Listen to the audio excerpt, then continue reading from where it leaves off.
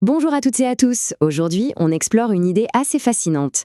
Et si les recherches qu'on fait sur Google à propos du Bitcoin pouvaient nous aider à anticiper ces mouvements? Une analyse a vraiment creusé cette question et franchement, les résultats sont assez surprenants. Allez, on regarde ça de plus près.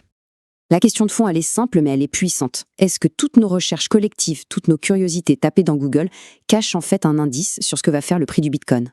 C'est ce mystère que des chercheurs ont voulu élucider. Bon, pour s'attaquer à cette question, il fallait d'abord un outil.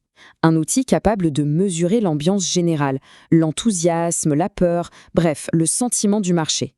Et c'est là qu'intervient ce fameux indice de sentiment crypto, le CSI. Alors, ce CSI, comment ça marche? En fait, l'idée est hyper simple. C'est comme un thermomètre de la hype. Quand tout le monde se rue sur Google pour chercher Bitcoin, c'est qu'il se passe quelque chose. Cet indice, il est justement conçu pour capturer cette effervescence. Et pourquoi ça pourrait fonctionner? Eh bien, la logique derrière est très humaine. Quand on est face à l'euphorie ou à l'incertitude, notre premier réflexe, c'est quoi? C'est de chercher l'info. Du coup, Google devient une sorte de miroir de nos émotions collectives. Et le plus beau dans tout ça, c'est que ces données sont publiques, accessibles à n'importe qui. D'accord, c'est bien beau de mesurer la hype, mais concrètement, comment on s'en sert pour investir? L'étude de base a testé 4 stratégies bien précises, 4 règles pour décider quand acheter. On va les passer en revue. Alors les deux premières stratégies, c'est vraiment le jour et la nuit. D'un côté, on a la règle A, le mouton enthousiaste. L'idée, c'est de suivre la foule. Si l'intérêt sur Google et le prix grimpent en même temps, on achète. C'est le fameux FOMO, la peur de rater le train. Et à l'opposé total, on a la règle B, le contraire. Là, on achète quand tout s'effondre, quand l'intérêt et le prix sont au plus bas, quand tout le monde panique, en gros. Les deux autres règles, elles, sont plus subtiles. Elles cherchent des décalages. La règle C s'active quand l'intérêt sur Google monte, mais que le prix, lui, est en train de baisser. On parie que la hype va finir par faire monter le prix. Et enfin, la règle D, c'est l'inverse. L'intérêt baisse, mais le prix monte. Ça pourrait être le signe que des investisseurs bien informés agissent discrètement avant que la masse ne s'en rende compte. Bon, après avoir mouliné toutes ces données et testé ces 4 règles, les chercheurs sont arrivés à une conclusion. Alors, quelle était, d'après eux, la formule magique? Le verdict de l'étude originale était sans appel. La meilleure stratégie, c'était de combiner les règles A et D. Il fallait donc acheter à la fois quand la foule débarque et quand les initiés semblent agir à contre-courant. Du moins, c'est ce que tout le monde pensait. Mais voilà, l'histoire ne s'arrête pas là. En reprenant exactement les mêmes données, l'auteur de notre source a refait les calculs. Et il a fait une découverte qui change complètement la donne. C'est là que ça devient passionnant. Et si la conclusion de l'étude était passée à côté de l'essentiel? Et si la vraie combinaison gagnante était là, sous leurs yeux, cachée dans les chiffres? Et voilà le moment de vérité, en chiffres.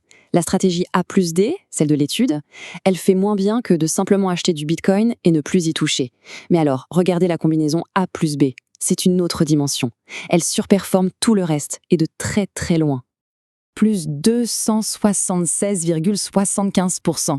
C'est juste énorme. Un rendement spectaculaire qui bat à plat de couture la stratégie buy and hold. Ça change complètement la perspective, n'est-ce pas? Mais alors pourquoi cette stratégie A plus B est-elle si puissante? Eh bien, c'est presque d'une simplicité géniale. Elle capitalise sur les deux extrêmes émotionnels du marché. Elle achète pendant les vagues d'euphorie avec la règle A, et elle achète aussi pendant les moments de panique avec la règle B, quand les autres vendent à perte. En clair, elle surfe sur l'euphorie et elle profite de la peur. Bon, ces chiffres sont impressionnants, c'est sûr, mais il faut absolument garder la tête froide. Ce n'est pas une formule magique. Voyons maintenant comment on pourrait l'appliquer, et surtout, les limites à ne jamais oublier. Pour simplifier tout ça, l'auteur de l'analyse a même automatisé le processus. Un petit script analyse les dernières données de Google Trends et donne un signal clair pour le mois à venir. Soit on achète sur la vague d'euphorie, soit on achète dans le creux de la panique, soit on ne fait rien et on attend. Et voilà sans doute la partie la plus importante de toute cette analyse, les avertissements. Il faut rester réaliste, les performances du passé ne sont jamais une garantie pour l'avenir, des événements imprévisibles peuvent tout changer, et puis, si une stratégie devient trop connue, elle finit par moins bien marcher. Ce n'est qu'un indicateur, ce n'est pas un oracle. Le conseil final de l'auteur résume parfaitement comment il faut voir les choses. Cet outil basé sur Google, il faut s'en servir comme d'un signal, mais jamais comme du seul signal. Ça doit venir en complément d'une stratégie solide, de ses propres recherches et d'une bonne gestion du risque. C'est la base. On termine donc sur cette question, Est-ce qu'on a mis le doigt sur une sorte de cheat code pour les marchés crypto en décodant simplement la psychologie de la foule? Ou est-ce que ce n'est qu'un schéma de plus qui finira par changer, voire par disparaître? La question reste ouverte et c'est aussi ça qui rend tout ce sujet si passionnant. Merci d'avoir suivi cette analyse.